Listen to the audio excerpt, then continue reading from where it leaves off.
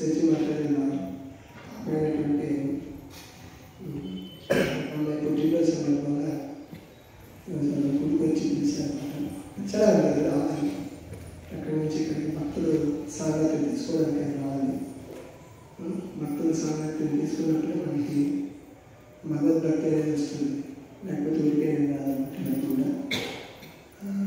అయితే ఇక్కడ జన్మదిన సందర్భంగా ఈరోజు కార్యక్రమం ఏర్పాటు చేశారు. అయితే ఆలోచన అనేది అందరికీ కూడా జన్మదినం ఉంది. జన్మదినం అందరికీ ఉంది, ప్రతి ఒక్కరికి కూడా జన్మ ఉంది. కానీ ఆలోచన వచ్చింది కోసం అనేది గుర్తుపెట్టుకోండి. అందరూ జన్మిస్తారు, రోజు మరణిస్తారు. కానీ జన్మ అనేది దేనికోసం వచ్చింది అనేది గుర్తుపెట్టుకోండి. ఆలోచన అనేది ముఖ్యం. అందరూ బాగా బర్త్డే పార్టీలు చేసుకుంటారు, పుట్టినరోజు పండుగ ప్రతి ఒక్కరు చేసుకుంటారు. ఆ పుట్టినరోజు అనేది జరుపుకుంటారు, దాని వెనకాల మిగతా అన్నీ మర్చిపోతారు. కాబట్టి మానవజన్మ వచ్చినప్పటికీ భగవంతుని అర్థం చేసుకోవడం కోసం మాత్రమే వచ్చింది. అంటే మళ్ళీ ఈ ప్రపంచంలో మనం పడేటటువంటి ఏదైతే సమస్యలు ఉన్నాయో ఇప్పుడు ప్రస్తుతం, ఈ సమస్యల నుంచి ఇది ఇక్కడికి పురుషా పెట్టడం కోసం మానవజన్మ వచ్చింది మనకి. మళ్ళీ మళ్ళీ ఈ సమస్యలు పడకుండా ఉండడం కోసం.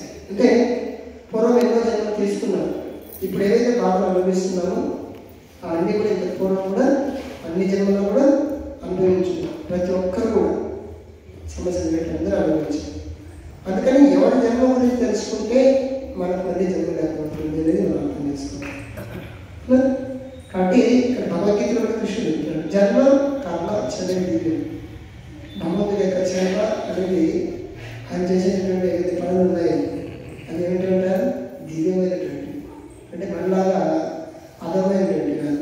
మనం చేసేది కొంతమంది ఇష్టపడతారు, కొంతమంది ఇష్టపడతారు.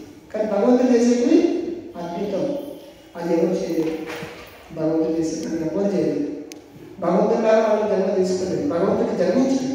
కానీ ఇక్కడ ఏమంటారు, జన్మ లేదు భగవంతుడికి, కానీ జన్మిస్తాడంట. అది మనకి కుంటి వారని చెప్తుంది, నీకు జన్మ లేదు కానీ నీకు జన్మిస్తావు అవసరం. మరి ఎందుకు ఆయన ఇక్కడ రావడం ఎందుకు అంటే, ఇక్కడ అద్భుతమైనటువంటి దేవుడు చేసి వాటి పట్ల అందరినీ ఆకర్షితులు చేస్తాడు భగవంతుడు. ఆకర్షితులు చేసి వాళ్ళందరినీ ఎప్పుడైతే నువ్వు భగవంతుడి యొక్క జన్మకి ఆయన చేసినటువంటి కథలు ఏదైతే వాటి పట్ల ఆకర్షితులు అవుతావో మళ్ళీ నీకు మళ్ళీ ఏమవుతుంది ప్రపంచంలో అదే చివరి జన్మ. ఆ తర్వాత మళ్ళీ జన్మ లేకుండా నువ్వు తిరిగి ఎక్కడికైతే పోతే తిరిగి రావో అటువంటి లోకానికి వెళ్తావు అన్న. అది మనకి భగవద్గీతలు ఏం చెప్తారంటే యజ్ఞత్వాన్ని వర్తంతే తద్ధామం పరమమ్మ అన్న. సూర్యో నశంకు నా పావక అంటే అక్కడ ఏమి ఉండవు అంటారు, సూర్యుడు ఉన్నాడంట. మరి ఎట్లా వెళ్తారంట, మరి పావక అంటే అగ్ని ఉండదంట, మరి ఎక్కడ మరి ఇంకేముండదంట, ఈ విద్యుత్ ఉండదంట. మరి ఎట్లా మరి ఎట్లా జీవనం సాగించదంటే మనకి వెళ్తారు లేకపోతే ఇప్పుడు వెళ్తారు లేదా చీకటి ఉంది, మనం లైట్ వేసుకున్నాం. మరి అక్కడ ఎట్లా మరి అంటే అక్కడ స్వయం ప్రకాశంగా ఉంటారు. అంటే అక్కడ ఉన్నటువంటి భగవంతులని కూడా ఏంటంటే చింతామణి మరణించేది పొందబడి ఉంటాయి. ఆ లోకమే అంతా కూడా స్వయం ప్రకాశమానంతో ఉంటుంది. మరి అటువంటి లోకానికి మనం వెళ్ళేదానికి అవకాశం ఉంటుంది. ఆ భగవంతుడి గురించినటువంటి గొప్పతనాన్ని తెలుసుకోవడం. అందుకోసమని ఈ మానవ జన్మ యొక్క గొప్పతనం అనేది మనకు తెలుస్తుంది. ఈ మానవ జన్మ మిగతా జీవజాతుల దేంట్లో కూడా విచక్షణ జ్ఞానం అనేది లేదు. విచక్షణ జ్ఞానం అంటే ఏది మంచి ఏది చెడు తెలుసుకునేదానికి మిగతా జన్మలో ఉందా? మిగతా జన్మలో లేదు. కానీ 4 కార్యక్రమాలు అయితే సమానంగా ఉంటాయి మిగతా జీవజాతులకి మనకి. ఏంటంటే ఆహారం నిద్ర భయం. ఆహారం తినడం మనకి సమానమే. పశువులు గడ్డి తింటే అంతేనే, దాని కడిగిన తర్వాత మనం మీరు ఎన్ని రుచికరమైన పదార్థాలను పెట్టండి తింటారు. అది మనిషి కూడా కడిగిన తర్వాత మీరు ఒక 50 రకాలు పెట్టండి తింటారు. ఆహారం నిద్ర చూడండి. మనం నిద్ర వచ్చినప్పుడు ఏం చేస్తాం, ఎక్కడైనా అలసిపోయినప్పుడు ఎక్కడో చోటు పెట్టి నిద్రపోతాం. మరి మన జంతువు ఆ పక్షి చూడండి, లేదా ఇప్పుడు ఈ వర్షాకాలం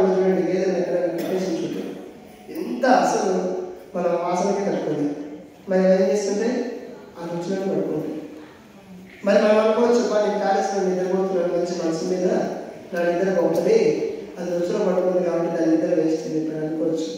ఒకసారి అలసిపోయినప్పుడు చూడండి, మీరు ఇంకా నిలబడుకున్నట్టుగా నిద్ర వస్తుంది. గుర్తుంది? దొరకండి. బాగా అలసిపోయినప్పుడు ఒకసారి నిద్ర దొరికినప్పుడు ఎక్కడంటే అక్కడ నిద్ర వస్తుంది. అక్కడ దగ్గరికి ఎక్కడ పోయినప్పుడు కొంచెం జాగ్రత్తగా దొరికి అక్కడే కొనుక్కున్నట్టు నిద్రపోతుంది. ఆహారం, నిద్ర, భయం, రక్షణ కోసం చూడండి, మనం ఫ్యూచర్ ప్లాన్ అన్నీ ఆలోచిస్తుంటాం. దానికోసం ఎల్ఐసి కట్టుకుంటాం, ఇల్లు కట్టుకుంటాం, చుట్టూ కాంపౌండ్ వాళ్ళు కట్టుకుంటాం, ఇట్లా రకరకాలుగా అన్ని ఏర్పాట్లు చేసుకుంటాం. మరి దానికి ఏముంది? భగవంతుడు దాన్ని కూడా రక్షణ ఇచ్చుకున్నాడు. భగవంతుడు ఆయా జంతువు తగినట్టుగా. ఇప్పుడు ఒక బర్రెకే చూడండి, దానికి ఒక కొమ్మలు ఉంటాయి అనుకున్నాం, ఒక ఎత్తు ఒక కొమ్మలు ఉంటాయి అనుకున్నాం. ఎందుకు ఇచ్చాడు భగవంతుడు దానికి? దానికి రక్షణ అనేది. ఎవరైనా దాని మీద దాడి కోసం ఏం చేస్తుంది? కుమ్ముతుంది. ఒక్కొక్కరికి ఎన్నున్నాయి? దానికి పళ్ళు ఉన్నాయి, కాళ్ళ గోళ్ళు ఉన్నాయి, రక్షణ దాన్ని. ఆహారం, నిద్ర, భయం, భయతున్నాడు. ఇప్పుడు ఒక స్త్రీకి ఒక పురుషుడు ఎట్లయితే సంబంధం ఉంటుందో అట్లాగే ఒక పక్షుల్లో కూడా చూడండి, 2 పక్షులు ఉంటాయి, ఆడపక్షి మగపక్షి. జంతువులు కూడా రెండు జంతువులు ఉంటాయి. అంటే ఈ 4 కూడా ఆహారం, నిద్ర, భయం, భయతున్నాడు అన్నీ కూడా జంతువు మనిషికి సర్వసమానం. కానీ మరి ఏది మనకి ఇక్కడ ధర్మేణ పశువుకి సమానం.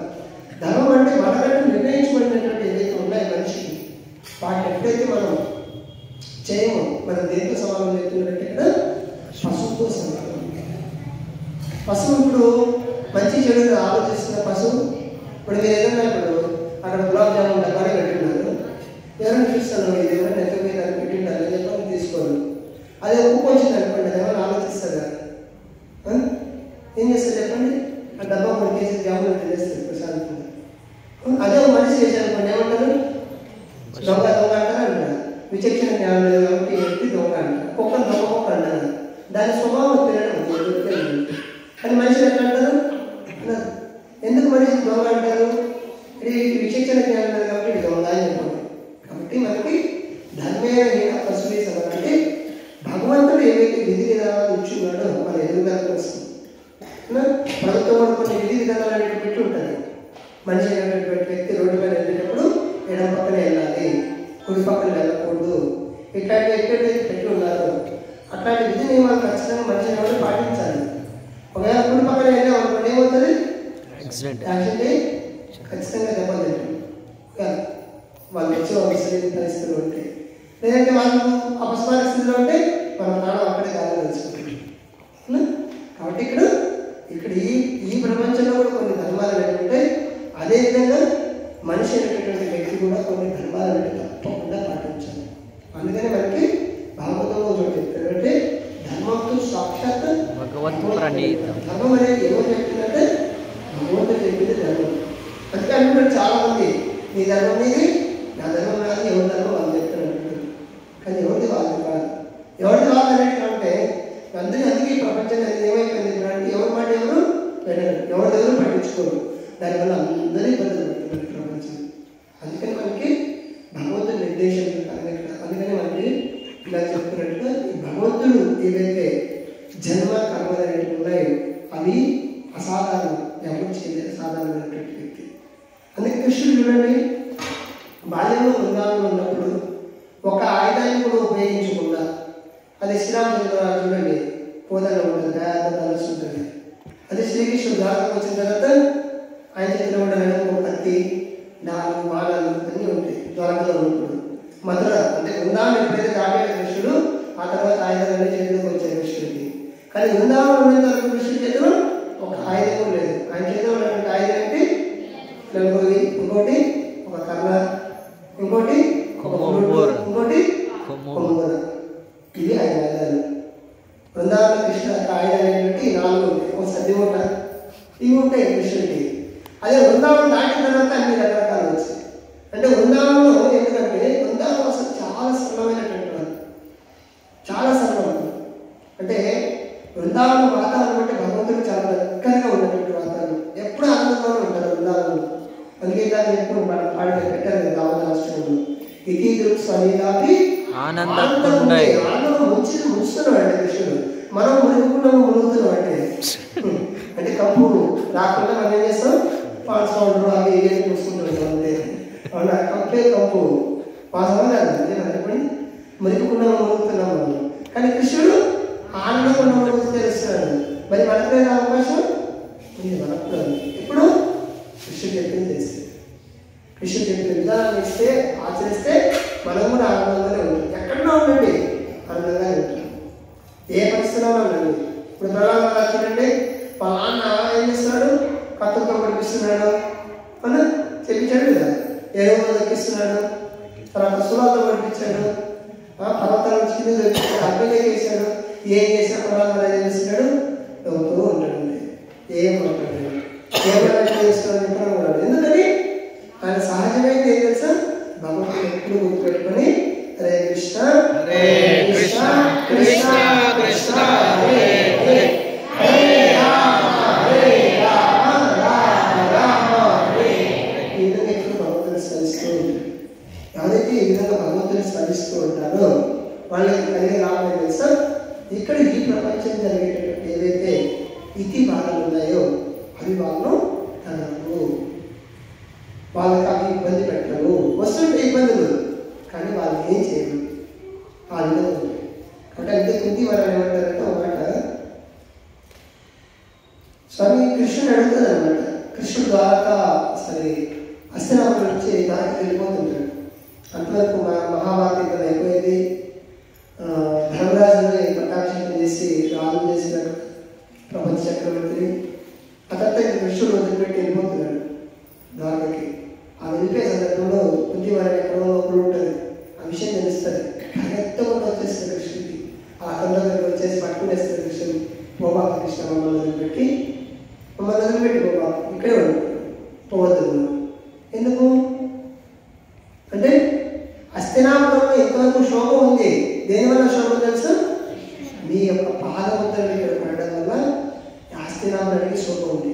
ఇప్పుడు మీ పాదముద్రలు వెళ్ళిపోయి అనుకోండి, శోభ ఏమవుతుంది, వెళ్ళిపోతుంది. అంటే అది పట్టుకుంటాడు, ఆయన పోయినాడు అప్పటి నుంచి ఏంటి దరిద్రం చుట్టుకుందని బయట కదా అంటారండి, వింటుంటాము. వాళ్ళు వెళ్ళిపోయారు ఇక్కడి నుంచి, అయిపోయింది అప్పటి నుంచి ఇది అయిపోయింది చెప్పిన.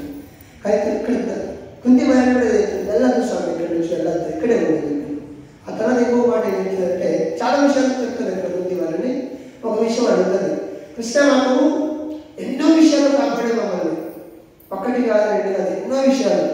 ఏంటివి, అక్కడింట్లో పెట్టి మమ్మల్ని వంట పెట్టారు, అటువంటి సందర్భంలో కాపాడారు. మన విశాఖాన్ని పెట్టారు దేవుడికి, అటువంటి సందర్భంలో ద్రౌపది నిండు సభలో ఆమెను బట్టలను కొడదేయడానికి ప్రయత్నం చేశారు, అప్పుడు కాపాడారు మమ్మల్ని. కాబట్టి ఈ విధంగా ఎన్నో రకాలైనటువంటి సమస్యలు అరణ్యవాసంలో కాపాడారు, అజ్ఞాతవాసంలో కూడా కాపాడారు మమ్మల్ని, ఇన్ని రకాల సమస్యల నుంచి అన్నింటిలో కాపాడారు మమ్మల్ని. కాబట్టి ఇటువంటి సందర్భంలో మమ్మల్ని వదిలిపెట్టుకుంటున్నాం అని చెప్పేసి అంటూ మాట చెప్తుంది. కృష్ణ ఆ కష్టాలు మళ్ళీ మళ్ళీ మాకు ఓ చెప్పి అడుగుతుంది. ఏ కష్టాలు మనకు వచ్చేది ఏం చేస్తారు ఎప్పుడు సమస్యలు. కుంతి మహారానికి చిన్నప్పటి నుంచి అంటే ఒక వయసు వచ్చిన తర్వాత పిల్లలు ఎప్పుడైతే ఇద్దారో ఒక రకమైన 12 వయసు ఉన్నప్పుడే పాండురాజు చనిపోయాడు. ఆ చనిపోయిన తర్వాత వీళ్ళ పని ఏమైంది, పిల్లలకి ఎవరు విధి లేదు. అప్పటి నుంచి ధృతరాష్ట్రుడు కృష్ణుడు ఈ దుష్ట చతుస్త్రాయం ఎవరైతే ఉన్నారో దుర్యోధన దుశ్శాసన శకుని కర్ణ, వీళ్ళు ఎప్పుడు కూడా పాండవులను చంపడానికి ప్రయత్నం చేస్తున్నారు ఎప్పుడు. మరి అటువంటి అన్ని పరిస్థితుల నుంచి కాపాడుకుంటూ వచ్చాడు కృష్ణుడు. మరి ఇప్పుడు కుంతి వారు అడుగుతుంది, మమ్మల్ని అటువంటి కష్టాలు మళ్ళీ మాకు పోని. ఎందుకు అడుగుతుంది ఆ మాట కుంతి వారని, నేను మళ్ళీ మళ్ళీ స్మరిస్తూనే ఉంటాను కృష్ణ, దానివల్ల ఏమవుతాం, నీకు దగ్గరగానే ఉంటాను, ఎప్పుడు కాపాడుతూనే ఉంటాను. కాబట్టి ఇది మనం వస్తుంటాం పోతుంటాం, కానీ ఎక్కడన్నా భగవంతుని స్మరించేది మనం నేర్చుకోవాలి. అవునా? ఇప్పుడు మనం ఎప్పుడున్నా మన ఇల్లు మర్చిపోతామా, ఎవరికైనా మన పేరు మర్చిపోతామా, మన పిల్లల పేర్లు, మన భర్త భార్య పిల్లలు ఎవరైనా పేరు మర్చిపోతామా, ఎవరు ఏది మర్చిపోము. మన దగ్గర ఎంత డబ్బులు ఉంది, ఎంత బంగారం ఏది మర్చిపోము, అన్నీ గుర్తుంటాయి మనకి. అదేవిధంగా భగవంతుని కూడా సదా ఎల్లప్పుడూ గుర్తుపెట్టుకోవాలి. ఆ గుర్తుపెట్టుకున్నప్పుడు మనకి ఏదైతే సమస్యలు వస్తాయో ఆ సమస్యలు మీకు ఏమవుతాయంటే, ఇప్పుడు కుంతి వారు ఏమడిగింది, మళ్ళీ మళ్ళీ కృష్ణ అని అడుగుతుంది. టైం ఎంత? నిమిషాలు. అయితే ఇంకొక విషయం ఏంటి తెలుసు, కృష్ణుడు మధురకి వెళ్ళిన తర్వాత తిరిగి వృందావనం రాలేదు. భక్తులు ఏం చెప్తారంటే మనకి కొంతమంది ఆచార్యులు కృష్ణుడు ఎప్పుడు భావరూపంలో భక్తుల దగ్గరే ఉన్నాడు చెప్తారు. వృందావనం నిలబెట్టి పొలిగా దాటి బయట కూడా ఉన్నాడు కృష్ణుడు, ఆ వృందావనం ఉంటాడు. ఇంకొంతమంది భక్తులు ఏం చెప్తారంటే కృష్ణుడు వృందావనం రాలేదు, మధురలోనే ఉన్నాడని తెలిసి. ఎందుకు రాలేదని తెలుసా? వృందావన వాసం చాలా సరళమైనటువంటి వాళ్ళు. ఆ వృందావనం వస్తే కదా కృష్ణుడు ఏమవుతుంది, ఇప్పుడే కంసుని సంహరించాడు కదా, కంసుని మామయ్యుడు జరాసంధుడు. ఆయన సమయంలో చాలా మంది కృష్ణుడు చాలా మంది విరోధులు అయిపోయారు. కృష్ణుడు బృందావనం వచ్చాడు అనుకోండి, వీళ్ళు బృందావనం అంటే ఆనందం, మరి ఆ బృందావనంలో ఉన్నటువంటి ఆనందాన్ని కూడా ఇబ్బంది పెట్టేట్టు అవుతుంది. ఇక్కడ కృష్ణుడు బృందావనం కాలేదంట, ఆ మతంలోనే ఉండిపోయాడు. ఎందుకంటే బృందావనం వస్తే బృందావన వాసం అటు మధుర వాసం ఇద్దరిని కూడా ఇబ్బంది పెడతారు ఈ అసురులు అని చెప్పేసి కృష్ణుడు రాలేదంట. కాబట్టి ఇట్లాంటి జన్మ కర్మలు ఏవైతే ఉన్నాయో వీటిని మనం నిరంతరం స్మరించడం ద్వారా మళ్ళీ మనకు ఈ దుఃఖాలైనటువంటి ప్రపంచంలో జన్మ రాకుండా మనం తిరిగి ఆ భగవద్ధామానికి వెళ్ళిపోయి అక్కడ శాశ్వతంగా నివసించవచ్చు. ఇప్పుడు మనందరికీ కూడా శాశ్వతంగా ఉండాలని ఇష్టం, కానీ ఉంటామా? ఏర్పాటు అయితే చేస్తున్నాం. నేను భాగవతం కూడా ఒకటి వచ్చింది ఏం తెలుసా, శాశ్వతమైన ఏర్పాటు అయితే చేస్తున్నాం నశించిపోయే శరీరం కోసం. శరీరం ఏమవుతుంది? నశించిపోతుంది. ఏర్పాట్లు అయితే ఉన్నాయి బ్రహ్మాండంగా అలా. ఒక ఆయన రాగం తీసాడంట, తీసి తీసి తీసి తీసి పెద్ద రాగం తీసి పాట పాడాడంట. అట్లా ఉంది మన జీవితం అన్నా. ఏర్పాట్లు అయితే ఇన్ని చేసుకుంటున్నాం ఘనంగా, కానీ జీవితం అయితే అంతకాలం ఉండేది. మనం ఎక్కువ ఉన్నాము ఉన్నాం. ఏర్పాట్లు మాత్రం ఘనంగా ఉన్నాయి, కాలం వేస్తే చాలా తక్కువ ఉంది. ఏం చేయాలి? కాబట్టి మనం శాశ్వతమైన ఏర్పాటు కృష్ణుడు ఏర్పాటు చేస్తున్నాడు. ఆ ఏర్పాటు ముందర అన్ని ఏం పెరిగిగా ఉన్నట్టు. కాబట్టి భగవంతుడి ప్రీత్యర్థం మన చేతులైన సమయాన్ని, మనకు ఉన్నటువంటి ధనాన్ని ఏదైతే ఉందో మనకి దాన్ని భగవంతుడి ప్రీతి కోసం ఎంతైతే మనం ఉపయోగిస్తామో అంత సంతోషంగా ఉండగలుగుతాం. హరే కృష్ణ. అవకాశం ఇచ్చిన భక్తులందరికీ చాలా ధన్యవాదాలు. శుభ్రతానికి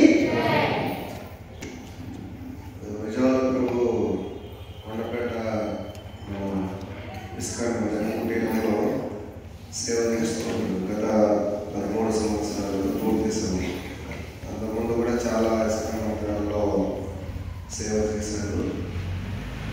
గత 13 సంవత్సరాల నుంచి అక్కడ ఏమీ లేని ఒక స్థితి నుంచి ఆ గ్రామంలో ఎంతోమంది బ్రహ్మచారులు తయారై ప్రొద్దుటూరు మందిరంలో ఇస్కాన్ ప్రొద్దుటూరు మందిరం సేవ చేస్తూ ఉన్నారు.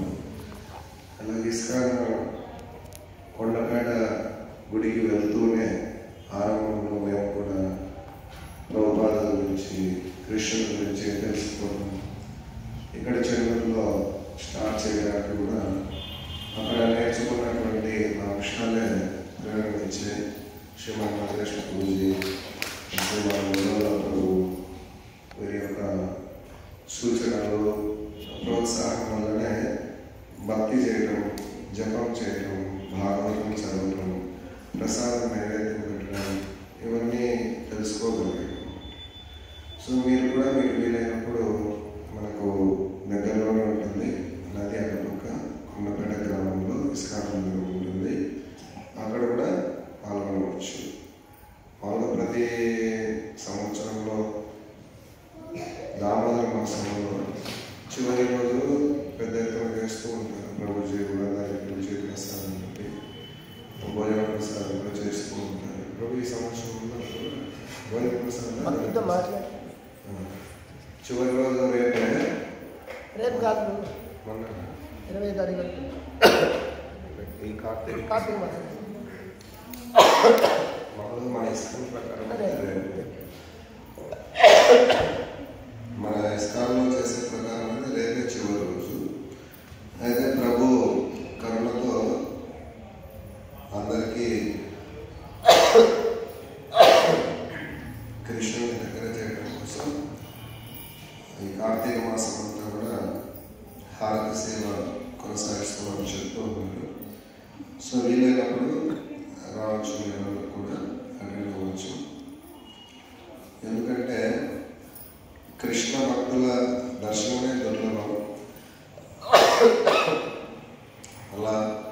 కృష్ణ భక్తి చేయడమే కాదు, పూర్తి సమయాన్ని కృష్ణ కోసం కేటాయించడం జరిగింది.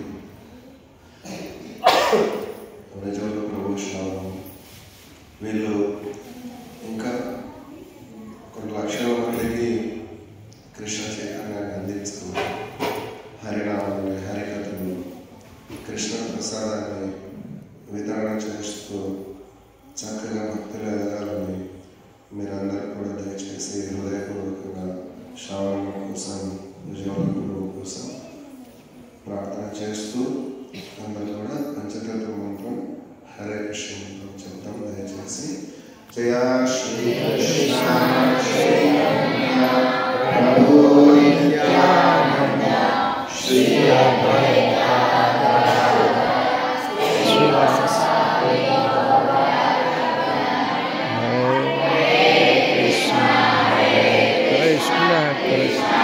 కృష్ణ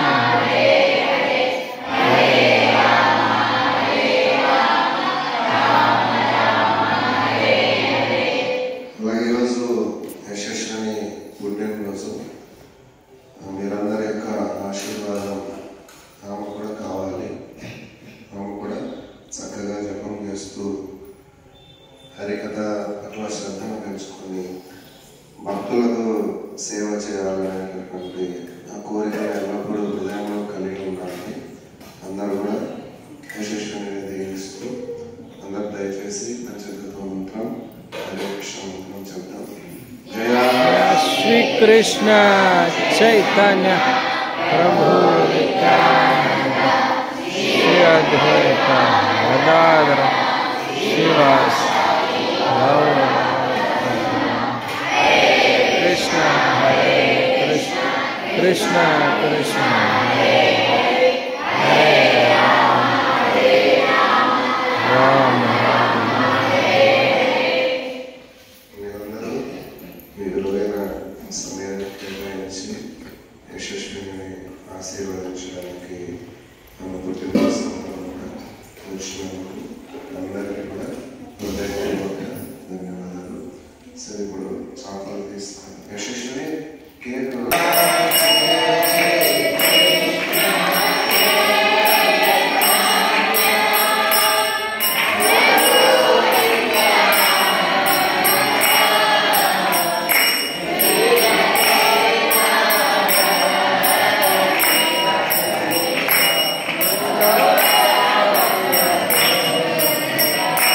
Jaya Shri Krishna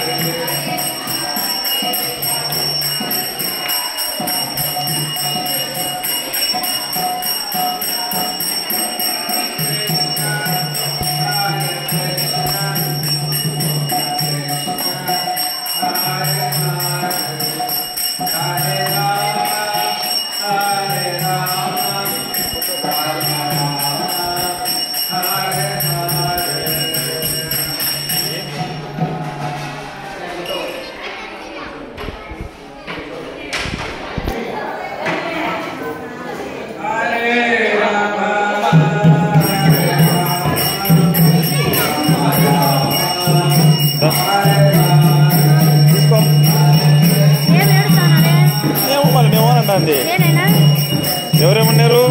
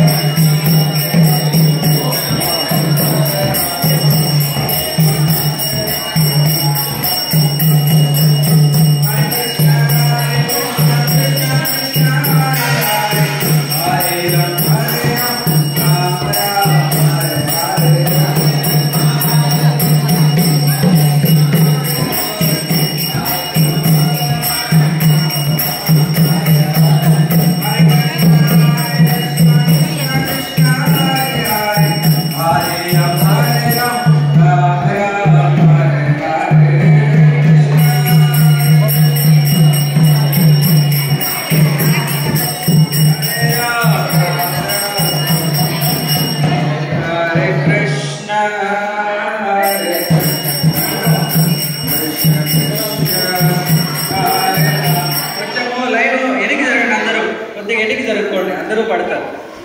దగ్గర దగ్గర మీరు కూర్చున్న ప్లేస్లోనే కొద్దిగా ఎన్నిక జరగండి. మీరు కొద్దిగా ఎన్నిక కూర్చున్న చోట కొద్దిగా ఎన్నిక జరగండి.